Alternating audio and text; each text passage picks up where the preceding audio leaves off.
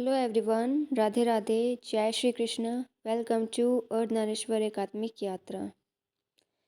Friends, हमारी जो series चल रही है पेरेंटल ट्रॉमा की, उसका ये सेकंड पार्ट है कि कैसे हमारे इंडिया में पेरेंटल ट्रॉमा को नेगलेक्ट किया जाता है, जिससे हमारी सोसाइटी में, फैमिलीज़ में जनरेशनल ट्रॉमा इतना बढ़ता ही चला जाता है। दोस्तों, पेरेंटल ट्रॉमा बॉन्डिंग एक वीक इमोशनल अटैचमेंट होता है पेरेंट्स और चाइल्ड के बीच में। इसमें जो विक्टिम होता है एब्यूज़र के प्रति ही फीलिंग्स रखना शुरू कर देता है। ये होता है दोनों पॉजिटिव नेगेटिव एस्पेक्ट्स की वजह से, यानी एक साइकिल भी रहती है एब्यूज़ की और गुड फीलिंग्स भी होती है। पेरेंट का बच्चे के प्रति पॉजिटिव नेगेटिव दोनों तरह के व्यवहार रहते हैं, तो बच्चा कंफ्यूज हो जाता है पहचानने में कि क्या मेरे पेरेंट्स ट्रॉमा दे रहे हैं या सचमुच मुझसे प्यार करते हैं।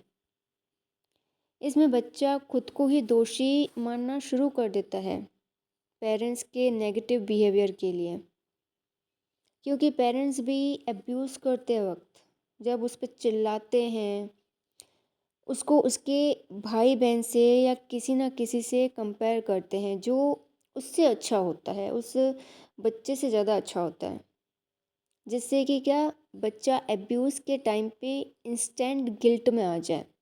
कंपैरिजन का इस तरह से गलत फ़ायदा पेरेंट्स उठाते हैं, जिस पे कि बच्चे को ये ना लगे कि पेरेंट्स की गलती है, बच्चा ये सोचने लग जाए कि इसमें उसी की गलती है, उसी में कमी है, और वो गिल्ट में आ जाता है और रिवर्स होके विरोध ना कर पाए पेरेंट्स का।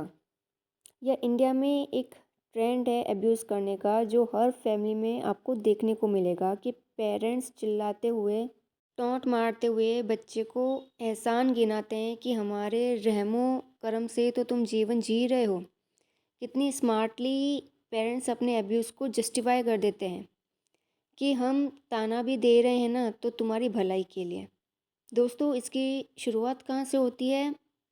क्योंकि आप ऑब्ज़र्व करोगे तो पाओगे कि 10 साल तक के बच्चे को पेरेंट्स ऐसे अब्यूज़ नहीं करते हैं नॉर्मली, पर उसके बाद धीरे धीरे इसकी शुरुआत होनी शुरू हो जाती है। कई स्टेजेस होती हैं इस ट्रॉमा बॉन्डिंग की। पहले तो पेरेंट्स का ओवरफ्लोइंग लव मिलता, भर भर के प्यार मिलता। सेकंड स्टेज में बच्चे का ट्रस्ट बढ़ जाता है और डिपेंडेंसी भी बढ़ जाती है पेरेंट्स पे। और एक डिपेंडेंट एडल्ट जब विरोध नहीं कर पाता है ट्रॉमा का, तो बच्चे में तो वो हिम्मत आने से रही। फिर पेरेंट्स कई कई मौक़ों पे बच्चे को क्रिटिसाइज़ करना शुरू कर देंगे, छोटी छोटी बातों से ही शुरुआत करेंगे पर उसे क्रिटिसाइज़ करना वो शुरू कर देते हैं। फिर गैस लाइटिंग की शुरुआत होती है। स्टेज 5 जब आती है ट्रॉमा की, उसमें वो पूरी तरह से बच्चे को अंडर कंट्रोल में ले लेते हैं। उसके सारे डिसीशंस सब पेरेंट्स खुद करते हैं, उसको अपने इशारों पे नचाते हैं, यानी अपने डिसीशंस उस पर थोपते हैं। कंट्रोलिंग सिचुएशन कई सारी फैमिलीज़ में बद से बदतर होती है। 6 स्टेज में सेल्फ सेंस बच्चे का ख़त्म हो जाता है पूरी तरह से। उसका सेल्फ एस्टीम बचता ही नहीं है। उसे लगता है कि मुझे ऐसे ही कंट्रोलिंग लाइफ जीनी है। उसे लगता है कि मेरा तो वजूद ही नहीं है शायद। और हमारे इंडिया में इस कंट्रोलिंग बिहेवियर को नॉर्मलाइज किया हुआ है ये बोल के कि पेरेंट्स, यूजुअली आप सुनते होंगे, वो बोलते हैं कि हम अपने पेरेंट्स को उफ तक नहीं करते थे।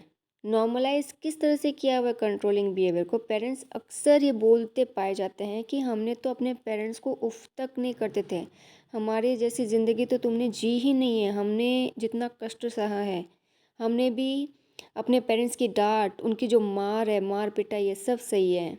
हमारी जैसी से मतलब जितना ट्रॉमा हमने सहा, तो हमारे जैसी ज़िंदगी तो तुमने जी ही नहीं है, हमारे जैसा ट्रॉमा तो तुमने फेस ही नहीं किया है अब तक।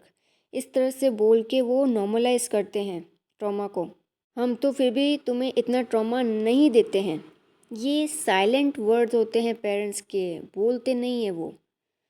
फिर लास्ट स्टेज होती है एब्यूज़र के प्रति ऑब्जेशन, यानी जब ट्रॉमा पहचान में ही नहीं आता है, ठीक है ना, जब मिक्स बिहेवियर रहता है ना पेरेंट्स का, और वो ट्रॉमा बच्चे में पहचान में नहीं आता है, तो उसका एब्यूज़र के प्रति ही ऑब्जेशन बढ़ जाता है।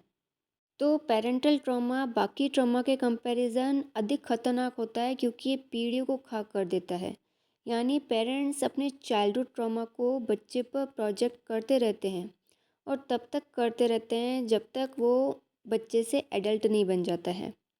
एब्यूज़ करने के बाद इंस्टेंट वो बच्चे से अच्छे से पेश आना शुरू कर देंगे या कुछ करके उसको सरप्राइज़ देंगे, गिफ्ट्स देंगे, ताकि वो उस एब्यूज़ को भूल जाए और उसी की नज़र में पेरेंट्स की इमेज अच्छी ही बनी रहे।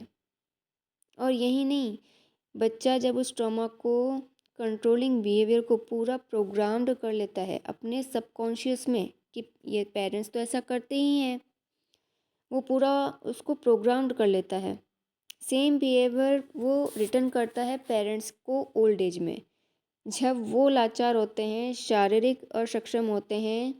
उन पे चिल्लाना, कमरे में बंद करना, घर से निकाल देना, ये सब ओल्ड एज में होता है।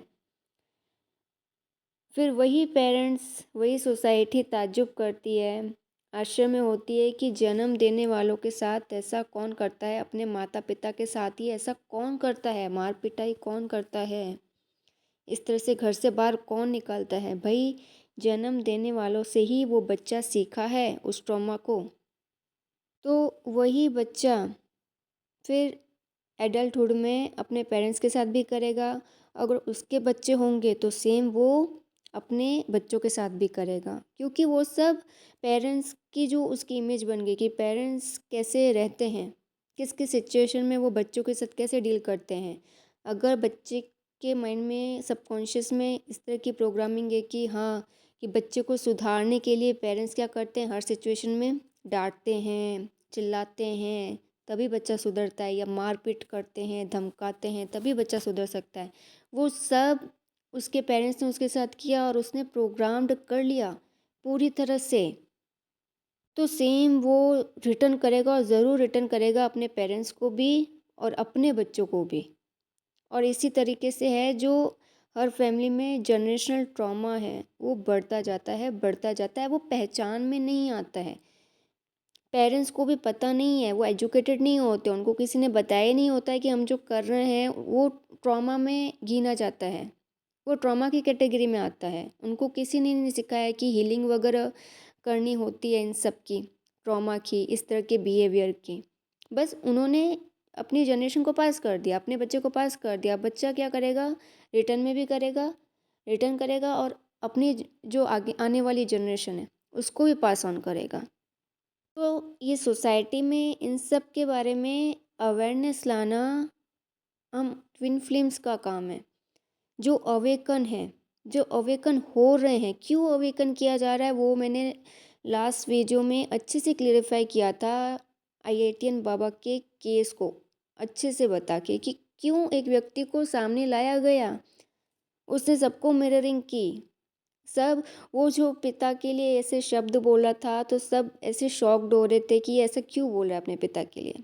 वो मिरर कर रहा था क्योंकि सोसाइटी में हर किसी की पेरेंट्स को लेके एक अच्छी इमेज है, पेरेंट्स कुछ भी कर ले बोले पर पेरेंट्स के लिए कुछ नहीं बोलना है, ऐसी थिंकिंग है सोसाइटी की अभी भी, कि पेरेंट्स भले कितना ट्रॉमा दे दे, इतना वो क्लैरिफिकेशन दे रहे थे, खुल के बता रहे थे चाइल्डहुड ट्रॉमा के बारे में कि किस तरीके से उनकी मदर के साथ मारपीट करते थे उनके पिताजी। तब भी सोसाइटी ने पिताजी के बिहेवियर पे ताज्जुब नहीं किया कि हाँ, एक ऐसा पिता कैसे कर सकता है, बल्कि वो जो बाबा थे, आईआईटीएन बाबा, वो क्या बोल रहे पिताजी के लिए, उनके वर्ड्स पे वो शॉक्ड हो रहे थे। तो कहीं ना कहीं जब ये हीलिंग की प्रोसेस जो है, जो अवेकनिंग की प्रोसेस है, आगे बढ़ती जाएगी, तो ये जो माता पिता पे आके जनरेशनल ट्रॉमा है, जो एंसेस्ट्रल ट्रॉमा है, वहीं यहीं आके हीलिंग अटक जाएगी। कई लोगों की वो एक्सेप्ट ही नहीं कर पाएंगे कि पेरेंट्स ट्रॉमा कैसे दे सकते हैं, बिल्कुल दे सकते हैं। तो फ्रेंड्स, तो बात करते हैं कि खुद को इस ट्रॉमा से कैसे प्रोटेक्ट किया जाए, कैसे उसे हील किया जाए। तो सबसे पहले पेरेंट्स के साथ बाउंड्रीज क्रिएट करें, यानी आप अपने कर्तव्य को निभाएं जो पेरेंट्स के लिए हैं। लीगल हेल्प लें। अब बाउंड्रीज कैसे क्रिएट करेंगे कि ऐसे पेरेंट्स से इमोशनल डिटैच रहिए ताकि उनके हार्श बिहेवियर से आपका पेन ना बढ़े। इमोशनली पेरेंट्स से इंगेज होने से बचिए। सेकंड है, कोई फॉल्स होप्स मत रखिए कि इन फ्यूचर वो सुधर जाएंगे या उनका बिहेवियर ठीक हो जाएगा। तो कभी ना कभी आपको रेस्पेक्ट करेंगे, केयर शो करेंगे। जैसे IITN बाबा ने अप्रोच किया, फैमिली से, सोशल लाइफ से ब्रेक ले लिया। पर मैं आपको बाबा बनने के लिए नहीं कह रही हूँ, क्योंकि झूठी उम्मीद से सिर्फ दुख मिलता है और कुछ नहीं। तीसरा पॉइंट है फिज़िकल कट ऑफ करना शुरू कीजिए। जानती हूँ ये बहुत इम्पॉसिबल है, नहीं हो पाएगा, पर इसकी शुरुआत कीजिए। हर बार एब्यूज़र के आसपास रहने की आदत को छोड़िए। मैं ये नहीं कह रही कि परमानेंटली हमेशा के लिए ही छोड़ के चले जाइए पेरेंट्स को। फिज़िकल कट ऑफ का वो मतलब मत निकालिएगा। हाँ, जैसे होता है ना कि हर बार उनके आसपास रहना, तो वो आदत छोड़िए। न्यू एक्टिविटीज़ में इंगेज रहना शुरू कीजिए। अच्छी अच्छी जगहों पे नेचर में घूमने जाइए। घर पे ही अपना जोन बनाइए जहाँ आप क्रिएटिव वर्क कर सकें, जहाँ एब्यूज़र आके आपको डिस्टर्ब ना करें। वैसे इस तरह के ट्रॉमा से बाहर निकल पाना बहुत ही टफेस्ट जॉब है। प्रॉपर वे में सिर्फ काउंसलर्स, थेरेपिस्ट के पास जाना ही बेहतर होता है। हर कोई खुद से घर बैठे एब्यूज़र के साथ रहते हुए ऐसे ट्रॉमास को पहचाना भी मुश्किल हो जाता है, क्योंकि जैसे मैंने बताया ना, एब्यूज़र एक तरफ आपसे नेगेटिव होता है तो अगले ही पल थोड़ी देर के लिए पॉजिटिव हो जाएगा, अच्छा हो जाएगा। और पेरेंट्स के केस में कोई भी बच्चा होता है, एडल्ट होते होते भी उसमें झूठी उम्मीद बनी रहती है। तो झूठी उम्मीदें लगा के रखता है पेरेंट्स से, कि वो तो पेरेंट्स, एक आइडियोलॉजी होती है ना कि अरे इनसे तो खून का रिश्ता है, अरे ये तो पेरेंट्स से कभी ना कभी तो ज़रूर वो रेस्पेक्ट शो करेंगे, लव शो करेंगे, बहुत केयर करेंगे, एक दिन वो ज़रूर आएगा। तो वो झूठी उम्मीद बनी रहती है बच्चे में। तो एडल्ट हो जाने के बाद भी वो बच्चा या बच्ची अपने पेरेंट्स से आस लगाए बैठता है कि कभी तो वो प्यार मिलेगा जैसे दूसरे बच्चों को मिलता है। जिसमें एब्यूज़र से ही प्यार पाने की उम्मीद बची रह जाए तो सोचो उस ट्रॉमा की गहराई कितनी होगी। इसलिए जिसको ट्रॉमा की समझ ही नहीं है, बारीकियाँ ही नहीं पता है, उससे पहले किसी प्रोफेशनल थेरेपिस्ट के पास ही जाना चाहिए। फिर जब आपको नॉलेज हो जाए कि ऐसी सिचुएशंस ट्रॉमा को जन्म देती हैं, तो आप अपने लेवल पे उसे हील कर सकते हैं। सो फ्रेंड्स, ये थे कुछ स्टेजेस और साइन ट्रॉमा को पहचानने की, और आज की वीडियो को यहीं समाप्त करती हूँ। Till then, goodbye and God bless you.